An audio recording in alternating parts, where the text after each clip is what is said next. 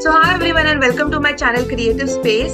आज आपल्या बरोबर आहे a very young and talented artist but with a lot of experience. तो लॉट ऑफ एक्सपिरियन्स का? कारण की तो बालपणापासून काम करतोय. अगदी चाइल्ड आर्टिस्ट असल्यापासून तो स्क्रीनवरती आलेला आहे. पार्थ केतकर याचे. So Parth, firstly thank you for doing this for my channel and welcome. Yes, thank you thank you.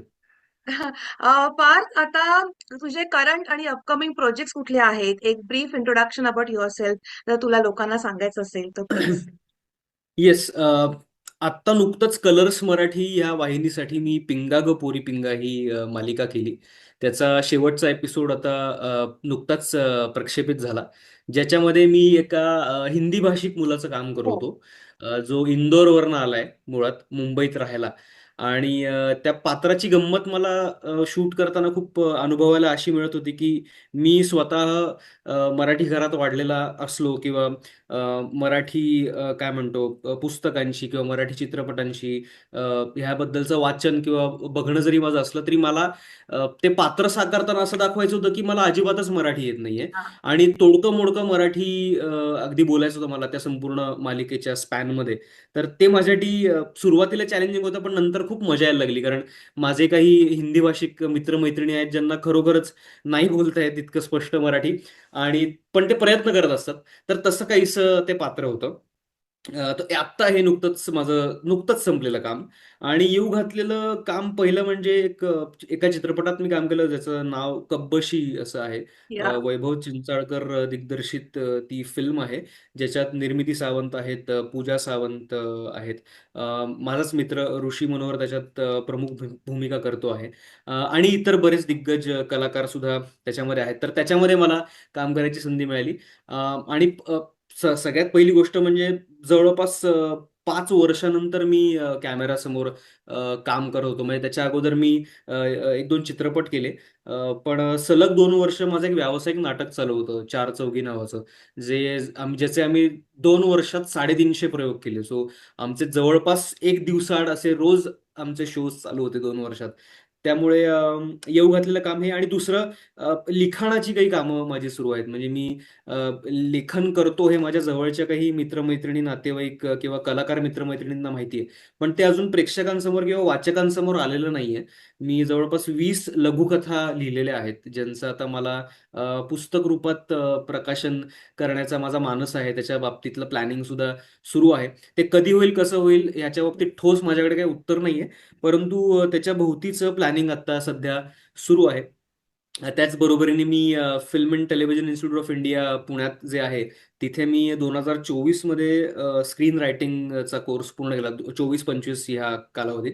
तर स्क्रीन रायटिंग मी नुकतंच शिकलो. त्यामुळे लहानपणापासून जे चित्रपट आपण बघत आलो ते कसे लिहिले जातात, त्याच्यामागे काय विचार असतो, हे सगळं त्याच्यात शिकवलं गेलं. आणि अ, ते अजून शिकण्याचीच प्रोसेस माझी सुरू आहे. तर आत्ता अपकमिंग हेच मी सांगू शकेन. सो या. भरपूर प्रोजेक्ट चालू आहेत, भरपूर काम चालू आहे. झोपायला वेळ मिळतो का? हो, म्हणजे वेळ काढतो. झोप खूप महत्वाची आहे. या. बऱ्याचदा असं होतं की सेटवरती सुद्धा आत्ता आमच्या मालिकेच्या जसा वेळ मिळेल तसं एक झाड झाड निवडायचं, त्याच्याखाली खुर्ची टाकायची आणि मस्त टेकून बसायचं. कारण एका पॉइंट नंतर एसी मध्ये बसणं आपल्याला पटत नाही. म्हणजे आमचं इतकं छान ठिकाणी खरं तर शूटिंग चाललं होतं, की बाहेर खूप छान नारळाची झाडं होती, उंच उंच, आणि छान त्याची झावळी खालती सावली पडायची. तर मी, माझे काही कलाकार मित्र असे आम्ही बाहेर बसायचो गप्पा मारत, आणि सावली निवडून आम्ही मस्त डुलकी काढायचो. तर झोप महत्वाची आहे. हो, व्हेरी गुड. फॉलोअप प्रश्न असा असेल माझा, की आता जे पुस्तक अपकमिंग असणार आहे, जेव्हा केव्हा होईल, त्याचं रूपांतर नाटकात किंवा मूव्हीमध्ये पण करता येईल का? असा पण काही विचार आहे का, पार्थ? अ, म्हणजे काय म्हणतो, दिग्दर्शकांनी किंवा निर्मात्यांनी तो कॉल घ्यावा. कारण मी जेन्युइनली त्या कथा खूप काय म्हणतो, काहीतरी स्फुरलं, काहीतरी आवडलं म्हणून त्या लिहित गेलो. आणि मी त्या फक्त वाचकांसाठीच लिहिल्या. कारण मी स्वतः लहानपणापासून आपण जसं हळूहळू वाचन सुरू करतो, आणि खरं खरं वाचनाची गोडी ही मला माझं कॉलेज संपल्यानंतर लागली. माझ्या एका मित्रांनी मला ती सवय लावली, की तो म्हणला की आता आपलं कॉलेज संपलंय. माझा कॉलेजचा जवळचा मित्र, तो मला म्हटलं की आता आपलं कॉलेज संपलंय, तर जे काही तुझं पुढचं ध्येय असेल ते ते ते अचीव्ह होईपर्यंत किंवा ते मिळेपर्यंत पुस्तकाला तुझा मित्र बनव, पुस्तकाच्या जगात हरव. आणि त्याचं ते म्हणणं मी कायमच लक्षात ठेवलं आणि त्याच्यानंतर वाचत गेलो, जे हाती लागेल ते वाचत गेलो. त्यामुळे मी स्वतः एक वाचक म्हणून वाचनातनं निर्माण होणारी आपल्या मेंदूत एक जी दुनिया असते, आपण जे वाचतो, तर तोच अनुभव मला जो मिळाला तोच मी लिहिलेल्या कथांमधनं मला वाचकांना द्यायचा आहे. ज्या कथा मी माझ्या काही जवळच्या लोकांना पण वाचायला दिल्या आणि त्यांना काहीसा तोच अनुभव आला. त्यामुळे त्याचं थिएटर किंवा पडद्यावरती काय होईल मला नाही माहिती. ओके. मला वाचायला आवडेल. नक्कीच. नक्की, नक्की. 100%. ओके. आता हा पुढचा प्रश्न कमिंग आर्टिस्टसाठी किंवा यंग टॅलेंट जे आता येत आहेत इंडस्ट्रीमध्ये त्यांच्यासाठी असेल, की आत्ताचे जे जॉनर्स आहे त्याच्यापैकी सर्वात जास्त स्कोप कशात आहे? बिकॉज सगळंच आता ओपन अप झालेलं आहे. ऍड्स आहेत, हं. शॉर्ट फिल्म्स आहेत, ओटीटी आहे, नाटक आहे. तर तुझ्या हिशोबाने की इथे तुम्ही ट्राय करावं, इथे अजूनही स्कोप आहे, असं काय आहे? हं. हं. प्रेक्षक आता सगळ्याच दिशेला धाव घेत सगळ्याच गोष्टी बघतायत. म्हणजे आज असं एकही माध्यम नाही ज्याला प्रेक्षक नाही. म्हणजे ही आपल्या लोकसंख्येची देण आहे असं मला वाटतं, की कुठल्याही कलाकाराला आज प्रेक्षक नाही असं नाही. मग ते व्यावसायिक नाटक तर आज तुफान चाललेलंच आहे. पण अ, अनेक प्रायोगिक रंगमंचावरती पण प्रयोग होतायत, ज्याला तुफान गर्दी होते. म्हणजे पुण्यात असो, मुंबईत असो, नाशिक सारख्या शहरांमध्ये असो, जिथे अनेक लहान-लहान गट येऊन नाट्यप्रयोग करतायत, ज्याला काय म्हणतो त्याचा एक प्रेक्षक वर्ग सुद्धा मिळतोय. त्यामुळे जे येऊ घातलेले कलाकार असतील, लेखक असतील, दिग्दर्शक असतील किंवा तंत्रज्ञ असतील, अ, आपल्या सगळ्यांच्या कृपेने की ते असं नाहीये की अमुक एका ठिकाणी प्रेक्षकच नाहीयेत. त्यामुळे प काय म्हणतो क्रमांक 1 की तुम्ही कशातही जा, फक्त तुम्ही 100% तुमचं जीव ओतून काम करा. दुसरी गोष्ट म्हणजे बऱ्याच जणांनी सांगितलं असेल हे आणि मला पण ह्याच्यावरती विश्वास आहे, की तुम्ही नाटकांमधनं शिकायला सुरुवात करा. म्हणजे नाटकात काम करण्यापासून सुरुवात करा कुठल्याही कलाकाराने. कारण नाटकासारखं शिक्षण तुम्हाला इतर माध्यमात तितक्या स्ट्राँगली कितपत मिळेल मला जरा शंका आहे. कारण तुम्ही एकदा का रंगमंचावरती आल्यानंतर तुम्ही पूर्णपणे उघडे पडता. म्हणजे तुमच्यासमोर एकच पर्याय असतो, की एकतर तुम्हाला जे तुमचं ठरलेलं वाक्य आहे किंवा तुमचं जे काही बसलेलं नाटक आहे, तेच तुम्हाला डिलिव्हर करायचंय. नाहीतर मग प्रयोग फसू शकतो. लोकांसमोर तुम्ही उघडे पडता. तिकडे रिटेक नसतो, कट ॲक्शन काही नसतं. आणि त्याच्यानंतर तुम्ही अनेक वेगवेगळे मार्ग निवडू शकता. म्हणजे खूप आहे. म्हणजे मलाही खूप एक्सप्लोर करायचंय. पण वेब सीरीज आहेत. आता व्हर्टिकल माध्यम पण आलंय Instagram आणि रील्समुळे, की 30-30 सेकंदाच्या, 1-1 मिनिटाच्या, 1.5-1.5 मिनिटाच्या सीरीज आणि काय म्हणतो स्टोरीज ह्या रील हो. फॉर्मॅटमध्ये येत आहेत. तर 100% द्या जे काही निवडाल ते, एवढंच मला वाटतं. पण नाटकापासनं तुमच्या शिक्षणाची सुरुवात करा. हम्म. अग्री. ओके. ओके. आता तुला आवडलेलं स्वतःचं प्रोजेक्ट कुठलं आहे ज्याच्यामुळे तुला असं वाटलं की तुझ्यात एक ट्रान्सफॉर्मेशन जर्नी झालेली आहे हं, हं, आतापर्यंतच? हं. ओके. चांगली चांगली प्रोजेक्ट्स जी आत्ता नुकतीच झाली किंवा मी बालकलाकार म्हणून पण खूप काय म्हणतो चांगल्या चांगल्या मालिकांमध्ये काम करायची संधी मला मिळाली. म्हणजे त्यातली एक 2-3 नावं सांगतो. अग्निहोत्र जी स्टार प्रवाहावरती लागायची, ज्याच्यात अनेक दिग्गज कलाकारही होते. निर्मिती संस्था पण खूप दिग्गज होती. श्रीरंग गोडबोलेंची निर्मिती संस्था होती.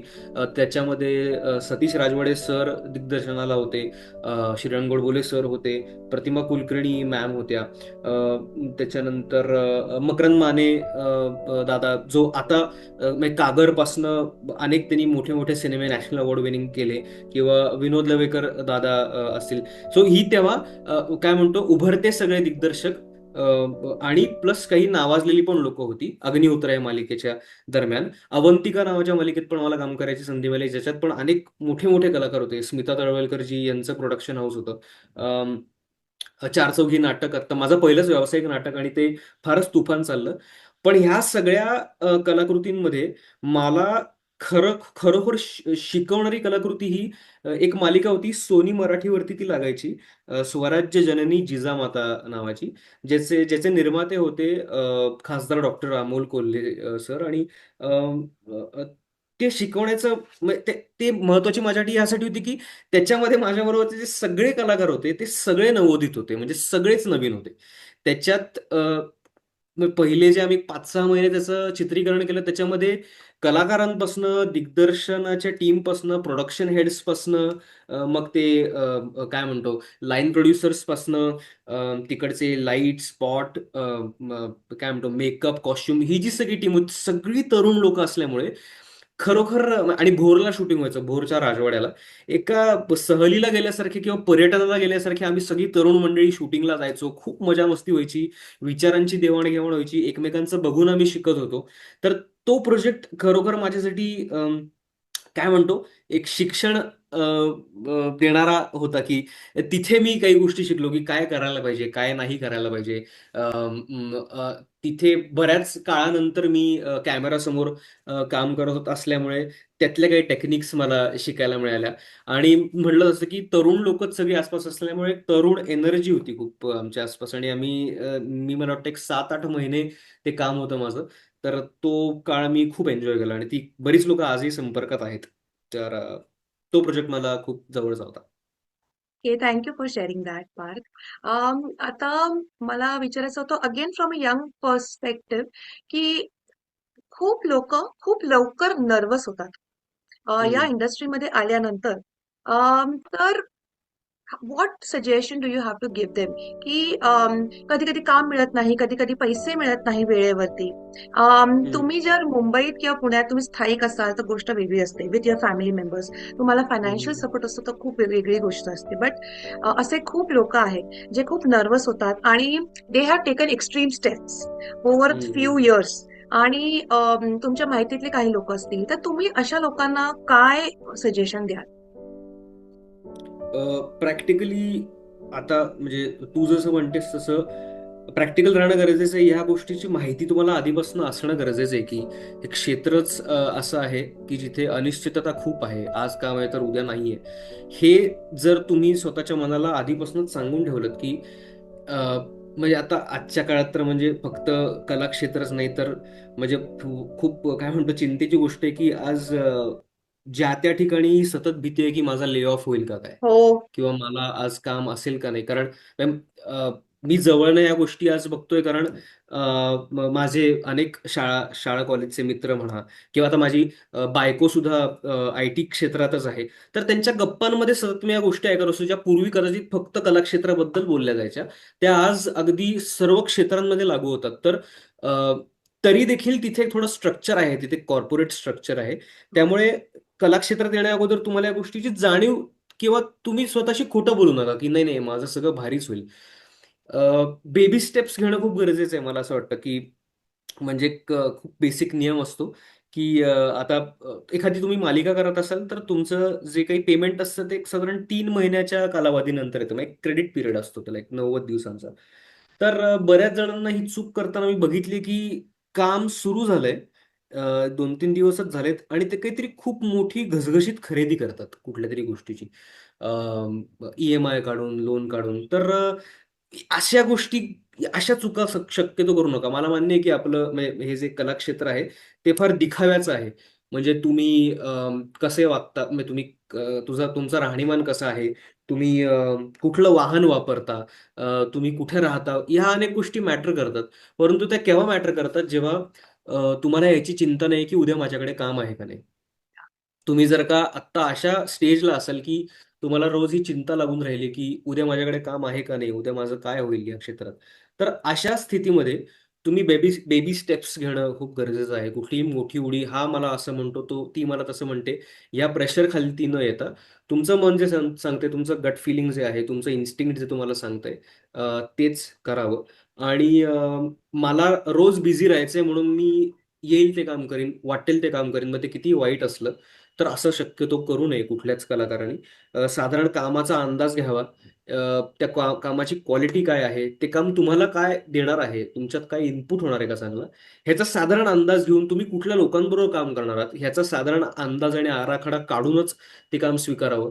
प्रत्येक कलाकाराच्या आयुष्यात जसा एक काळ येतो तसा मी पण तो अनुभवला, आणि मी ठरवून तो काळ अनुभवला, की माझ्याकडे जवळपास एक वर्षभर काम नव्हतं. आणि ते ते मी ठरवून केलं, कारण मला स्वतः काही गोष्टी शिकायच्या होत्या, मला स्वतःत काही बदल घडवायचे होते आणि या सगळ्यामध्ये माझे आई वडील, माझी बायको सगळेच माझ्या पाठीमागे खंबीरपणे उभे होते. तर माझे मित्रही होते. तर माझ्या अनुभवातनं मी सांगेन की अशी काही लोक जोडा तुमच्या आसपास ज्यांच्याशी तुम्ही मन मोकळं करू शकाल. आतमध्ये फार गोष्टी ठेवू नका, तर नैराश्य तुम्हाला येणार नाही. आणि कदाचित हे क्षेत्र असं असल्यामुळे तुम्हाला ती लोक, त्या लोकांना इतकी मुभा देणं गरजेचं आहे की ते तुमचे निर्णय घेण्यामध्ये पण सहभागी असतील. म्हणजे हा मी प्रोजेक्ट करू का, तुला काय वाटतं, हे मी जेव्हा आईशी बोलतो, बाबांशी बोलतो, माझ्या सख्ख्या भावाशी बोलतो, बायकोशी बोलतो, तर तेव्हा मी त्यांना ती मुभा देतो की तुमचं जे काय मत असेल ते 100%, चांगलं वाईट जे काय असेल ते तुम्ही मला मला सांगा. अंतिम निर्णय माझाच असतो.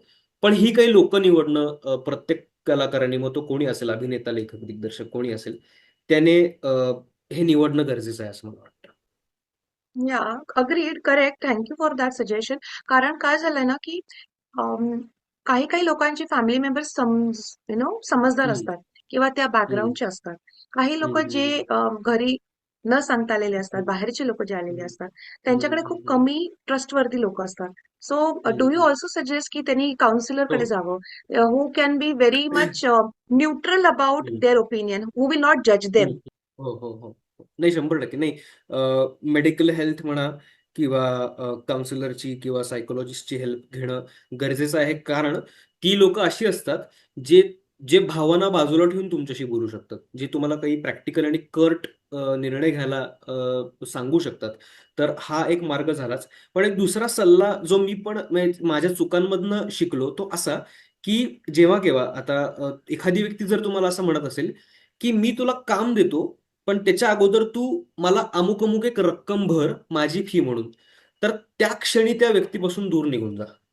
हो. असा कोणीच नसतो निर्माता किंवा काम देणारा व्यक्ती जो तुमच्याकडनं पैसे घेईल तुम्हाला काम देण्याचे.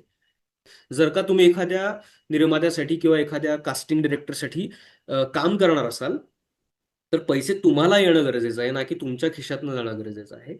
जे आजच्या काळात मार्केटमध्ये खूप सुरू आहे, जे माझ्या कानावरही पडतं, ज्या काही गोष्टी म्हणजे सुरुवातीच्या काळात मी जेव्हा जस्ट कॉलेज संपून आलो होतो, अशा काही गोष्टी करण्यापासून मी वाचलो.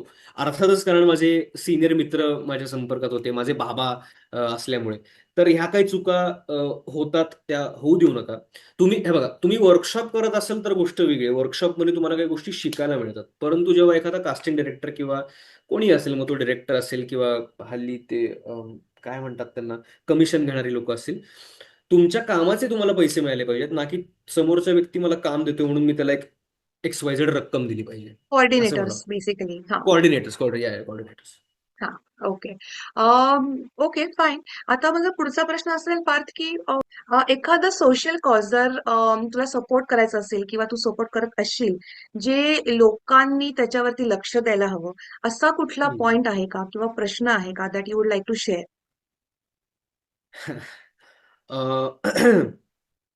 मध्ये मी अ, आपल्या समाज माध्यमांवरती, इंस्टाग्रामवरती एका व्यक्ती, I came across a person जो ठिकठिकाणी जाऊन झूज असतील, म्हणजे जिथे प्राणी संग्रहालय आहेत किंवा फार्म्स असतील, तिथे जाऊन त्या प्राण्यांना म्युझिक थेरपी देतो. हा. आणि मला ते खूप भावलं, मला खूप छान वाटलं ते. आणि म्हणजे कारण काय, माणसांसाठी माणसं काम करतच असतात. माणूस एकमेकाला हात देऊन वरती आणायचा प्रयत्न करतच असतो. प्राण्यांसाठी नाही करत कोणी आहे. आणि म्हणजे आज नक्कीच आहेत, अनेक संस्था आहेत, NGOज आहेत, ज्यांच्याशी अ, प्रत्यक्षरित्या मी पण संपर्कात आलोय. कारण आमच्या सोसायटीमध्ये मी जिथे राहतो तिथे अनेक प्राण्यांशी आणि प्राण्यांच्या हेल्थ बाबतीत इन्क्लाइंड लोक राहतात. माझ्या घरातली लोक आहेत, ज्यांना प्राण्यांच्या प्रती खूप प्रेम आहे. तर आम्हाला जसं शक्य होतं किंवा आम्हाला जसं जमतं तसं आम्ही त्यांच्यासाठी काम करतो, प्रयत्न करतो. मग ते काय म्हणतो, देणगीच्या रूपात असो किंवा मी रस्त्यावरती एखादं स्ट्रँडेड कुत्रा, मांजर, पक्षी काही दिसलं तरी आम्ही त्याच्यासाठी झटतो. कारण स्वतः आमच्याकडे पण एक पपी आहे. तर म्हणजे त्या मुक्या मुक्या जीवा च्या प्रती कायमच आम्ही सतर्क किंवा दक्ष राहण्याचा प्रयत्न करतो. अनेकदा आम्हाला असं दिसलंय की एखादा इंजर्ड पक्षी आहे किंवा एखादा इंजर्ड प्राणी आहे. आता आमच्या सोसायटीमध्ये पण उडून कुठला तरी पक्षी येतो, अडकतो. तर असं झालंय बऱ्याचदा की ती हेल्प येईपर्यंत आम्ही तासनतास असे 4-5 जण असे कुंपण करून उभे असतो की कुठली मांजर, कुठला कावळा, कुठला कुत्रा येऊन त्याच्यावरती अटॅक करू नये. तर हा एक सोशल कॉज आहे, ज्या ज्याच्या बाबतीत मी इन्क्लाइंड आहे, कारण ते मुके जीव आहेत.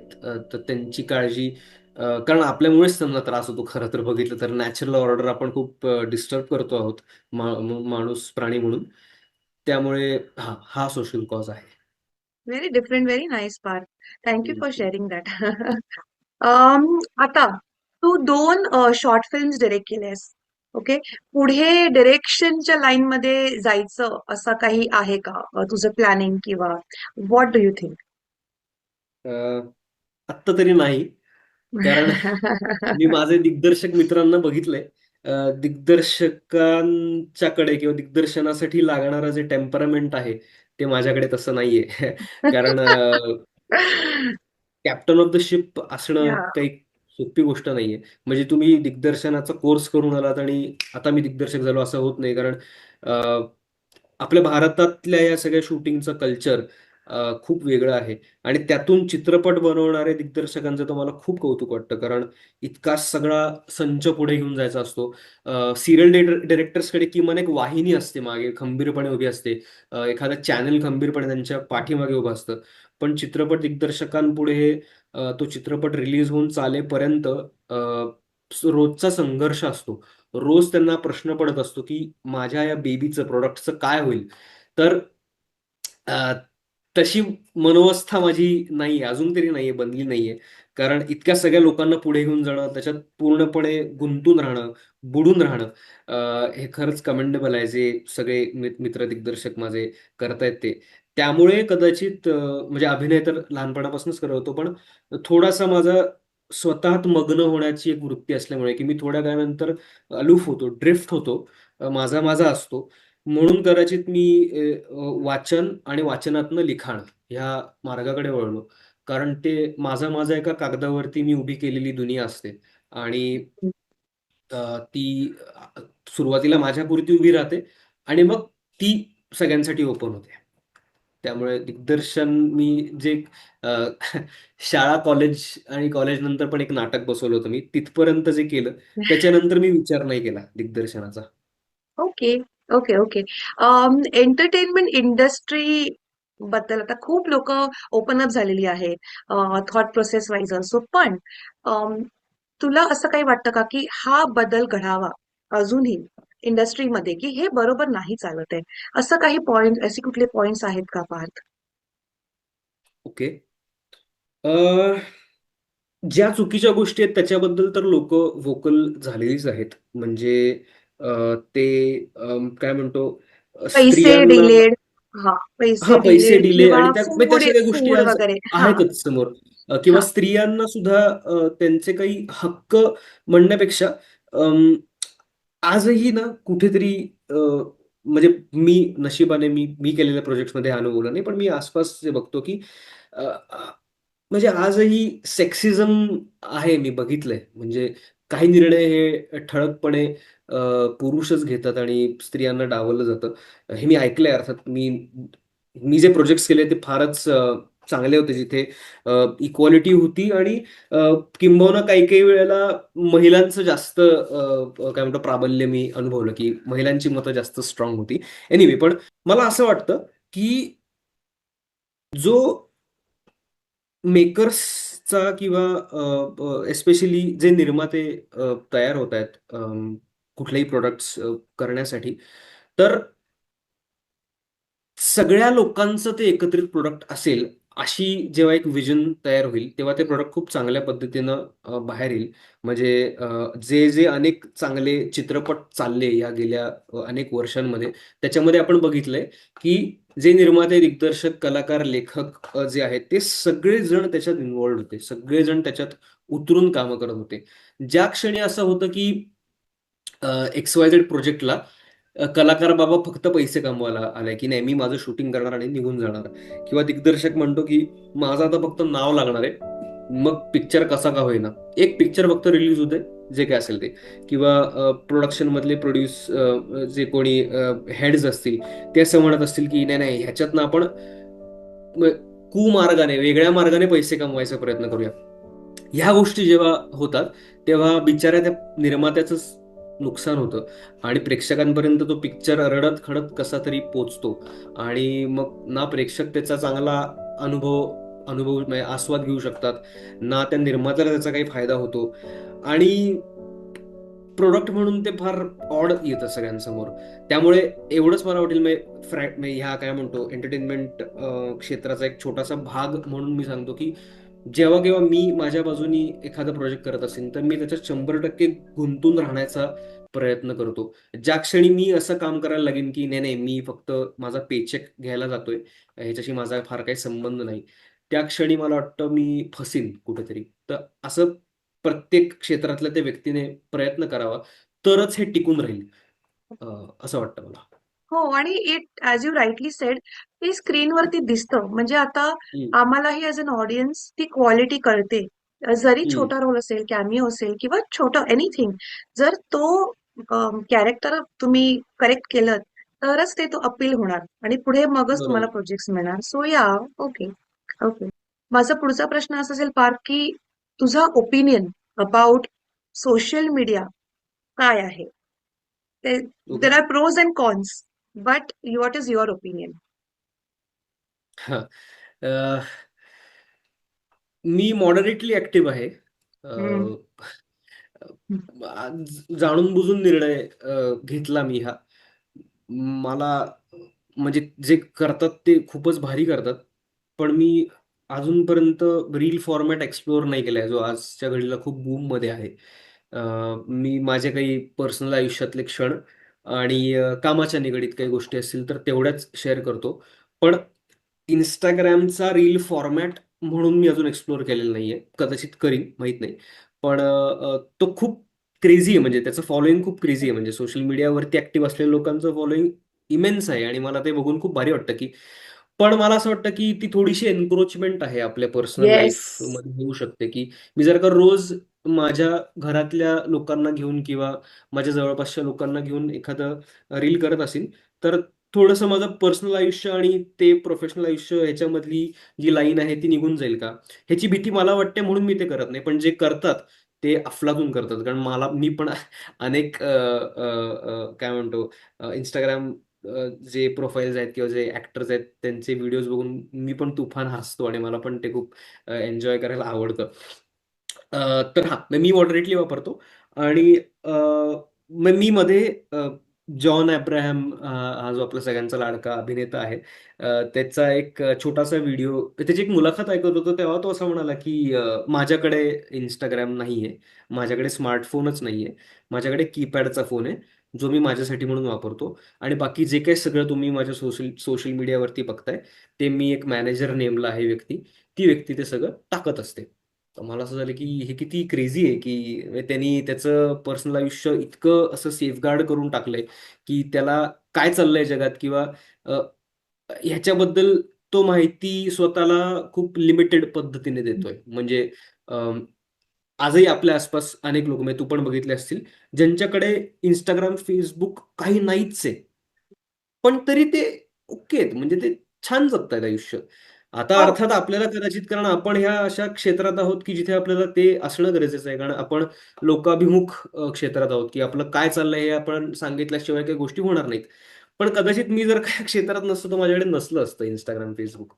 तर असं आहे. आणि हा, मी पण एक काळ असा होतो जेव्हा साधारण एक एक दीड वर्ष मी फक्त एक कीपॅडचा फोन वापरत होतो आणि मी कोणाच्याच संपर्कात नव्हतो. साधारण कॉलेज संपल्यानंतरचा काळ आहे आणि तो मस्त होता, एन्जॉय केला मी. कारण माझ्याकडे काहीच नव्हतं, म्हणजे तो एक कीपॅडचा फोन होता. माझ्याकडे ना गुगल मॅप्स होतं. माझ्याकडे फक्त कॉलिंग आणि मेसेजिंग मी करायचो. आणि हा मी ठरवून घेतलेला निर्णय होता, डिजिटल डिटॉक्स. तर या अ, पण हा, म्हणजे त्याचे फायदे पण असे आहेत की आपण मासेस पर्यंत पोहोचतो. आपण जेव्हा एखादी गोष्ट सोशल मीडियावरती टाकतो, तेव्हा आपल्याला संधी असते, कारण ती पब्लिकमध्ये जाते. आणि बिझनेसेसना किंवा एंटरटेनमेंट क्षेत्रातल्या प्रोजेक्ट्सना पण त्याचा खूप फायदाच झालाय नक्कीच. येस. आता ह्याच्या व्यतिरिक्त जे काही मी तुला विचारलं, ह्याच्या व्यतिरिक्त तुला काही शेअर करायला आवडेल का पार्थ? जे गरजेचं आहे as per your perspective. Okay.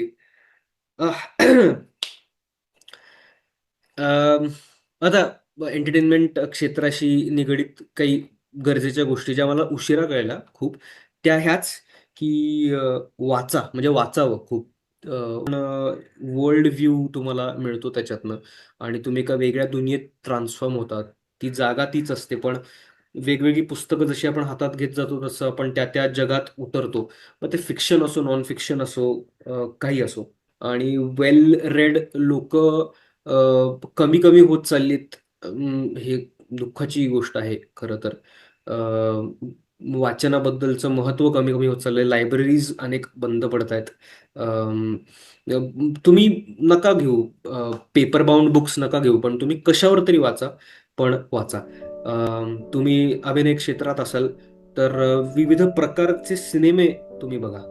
फक्त हिंदी मराठी म्हणजे बॉलिवूडच बघायचे किंवा मराठीच बघायचे, साऊथचेच बघायचे, असं करू नका. भारताच्या बाहेरची जी सिनेमाची दुनिया आहे ती पण तुम्ही अनुभवून बघा. तुम्ही ज्या कुठल्या शहरात असाल तिथे इंटरनॅशनल फिल्म फेस्टिवल्स होत असतील. म्हणजे आता मी पुण्यात राहतो तर तिकडे पुणे इंटरनॅशनल फिल्म फेस्टिवल दरवर्षी आयोजित केला जातो, जिथे जगभरातनं हजारो फिल्म्स निवडून त्याचं स्क्रीनिंग केलं जातं पुण्यातल्या अनेक थिएटर्समध्ये. तर ते अटेंड करा.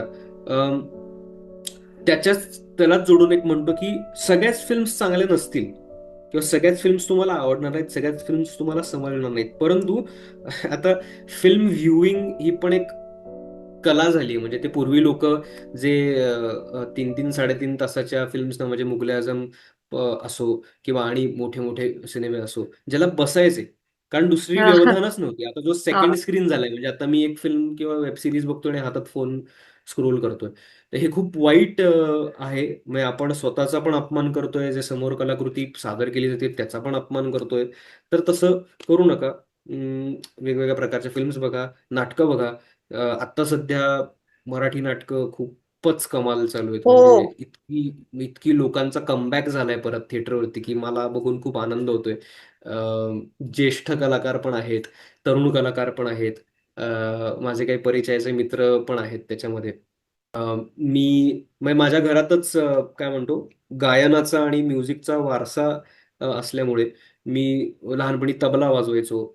मग त्याच्यानंतर साधारण एक 10 वर्षापूर्वी, 7-8 वर्षापूर्वी मी गिटार शिकलो आणि जसा वेळ मिळेल तसा मी ती गिटार वाजवतो, गाणी म्हणतो. म्युझिक थेरपी जी म्हणालो तर ती इतरांना तर झाली तर चांगलंच आहे, पण तुम्ही स्वतः सुद्धा जेव्हा कुठली म्युझिकल इन्स्ट्रुमेंट वाजवता तेव्हा तुमच्या मनावरती पण खूप चांगला फायदा होतो. माझ्या नशिबाने शाळेपासून माझ्या आई-बाबांनी मला अनेक स्पोर्ट्समध्ये इन्व्हॉल्व केलं होतं. दरवर्षी काहीतरी वेगळ्या स्पोर्टला मला ते एनरोल करायचे. त्यामुळे आजच्या घडीला अनेक ठिकाणी जागोजागी तू जर बघितलं असेल तर टर्फ्स उभी राहिलेत. हो. नेट्स असतात. हो, तिकडे हो. क्रिकेट, फुटबॉल, व्हॉलीबॉल, काय थ्रोबॉल पासनं जे काय आपण खेळायचं ते खेळू शकतो. तर काय नाही, तासाभराचे पैसे भरायचे, मित्रांना गोळा करायचं आणि काय वाटेल ते खेळायचं तिकडे. अम, अशा काही गोष्टी, काय म्हणतो, स्वतःला त्यात बिझी ठेवा. कुकिंग हा स्वयंपाक हा आता तर त्याच्याबद्दल फार काही दुमत पण नाही की पूर्वी असं आपलं असायचं की माझी आईच फक्त स्वयंपाक करते हा, किंवा हा, हा, माझ्या हा. बायकोनीच स्वयंपाक केला पाहिजे. आज काळ खूप बदललाय, ह्याच्याबद्दल मी काय फार बोलणार नाही. पण प्रत्येकाला स्वयंपाक आला पाहिजे, कारण ती एक काय म्हणतो, स्वतःला त्याच्यात गुंतवण्यासाठीची एक कला आहे. आपण पाककलाच म्हणतो त्याला. त्यामुळे जेव्हा वेळ मिळेल, जेव्हा वाटेल तेव्हा स्वतःसाठी काही बनवा, पोळी भाजी, आमटी भात, तुम्हाला जे काय वाटेल, पण ते बनवण्याचा जो आनंद आहे आणि दुसऱ्यांना खाऊ घालण्याचा आनंद आहे तो त्या पाककलेतनं येतो. आणि आणि काय नाही, शिकत राहा. म्हणजे be a student all your life, okay. एवढंच ओके. वाटतं मला. Thank you Parth for sharing your views. आणि असं जसं तू म्हणालास की पाककला सगळ्यांसाठी आहे, आनंद तर मिळतोच, प्लस ते तुमचं पण पोट भरतं ना. तुम्हाला फीड करायला तुम्हाला यायला पाहिजे ना, वरण भात तरी यायला पाहिजे. असं स्वतःसाठी तरी. खरंय, खरंय. आणि शेवटी एखादं पुस्तक जर तुला कोणाला सजेस्ट करायचं असेल की ते वाचा, बिकॉज स्वतः ऐक, हे सगळं बोललास तर कुठलं पुस्तक असेल जे लोकांनी वाचायला हवं आता? अरे एकच पुस्तक. एक एक सांग ना, अं, 2 सांग. अं, मला पर्सनली हॉरर खूप आवडतं वाचायला. तर हो. स्टीफन नको. किंग.